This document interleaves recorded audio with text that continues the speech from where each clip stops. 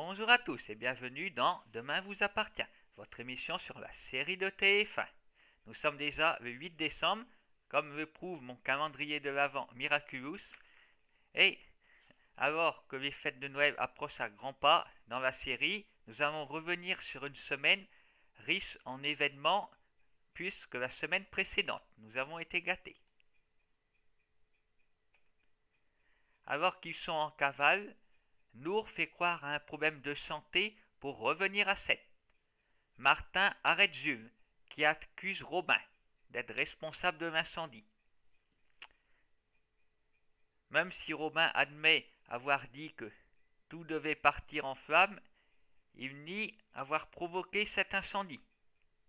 Bon, évidemment, dès le départ, il fait figure de suspect idéal, puisque nous l'avons remarqué, et ça a été relevé encore une fois, le jour de l'anniversaire d'Alex, il est parti très vite, et son départ était pour une raison nébuleuse.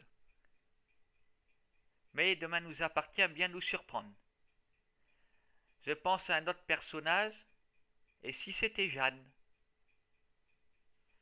Après tout, c'est à lui que Romain disait que tout devait partir en fumée.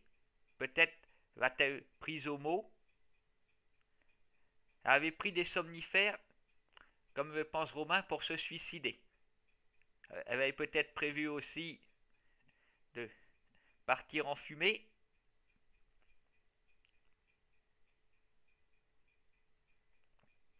Elle passe pour une victime de l'incendie, mais elle peut aussi en être à l'origine.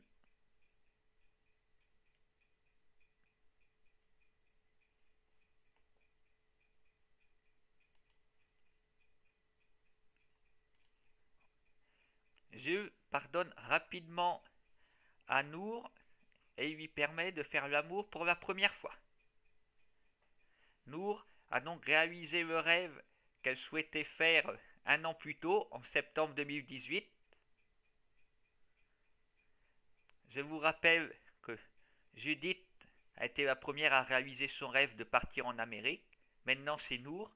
Il ne reste plus que Betty, qui avait souhaité chanter avec Vianney. Peut-être en 2020, le rêve va se réaliser. Voilà d'ailleurs très longtemps que Betty n'a pu chanter dans la série et c'est bien dommage.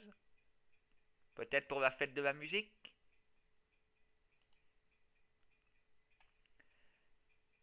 Flore sort enfin du coma et Anna lui apprend la vérité sur ce qui s'est passé entre Arnaud et Bart. Mais elle rechute alors qu'elle disait ses 4 volontés à Arnaud.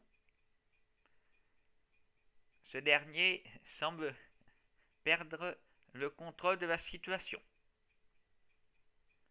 Pourvu qu'à son réveil, Flore reste sur ses positions.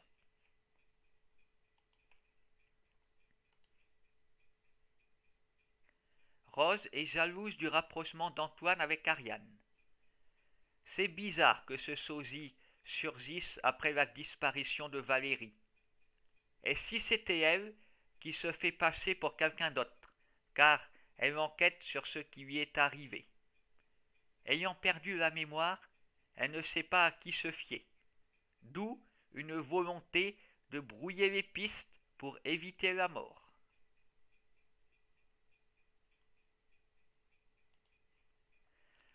Comme je le pensais, c'est Antoine qui a sauvé Chloé lors de l'incendie. Mais sa discrétion le dessert, car la police le recherche activement comme le pyromane présumé.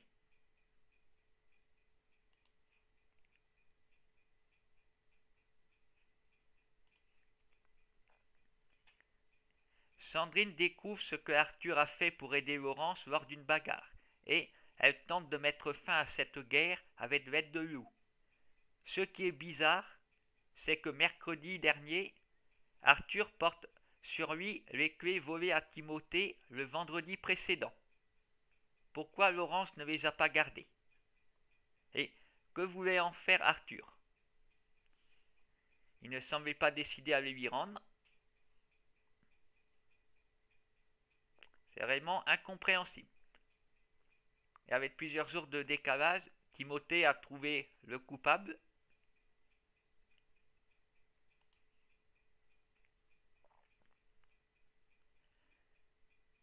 Une réunion est finalement organisée et Victor semble renoncer à faire justice lui-même. Mais chassé le naturel, il revient au galop. Il risque bien de recommencer plus discrètement. Il ira peut-être jusqu'au bout.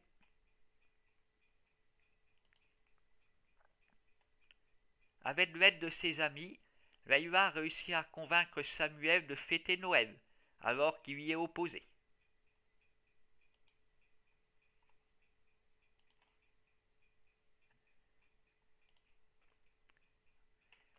Et Chloé comprend qu'il y a un problème avec son bébé. Elle rentre chez elle et a des saignements. Espérons qu'il ne s'agisse que d'un coup de théâtre pour nous tenir en haleine. Le suspense est total.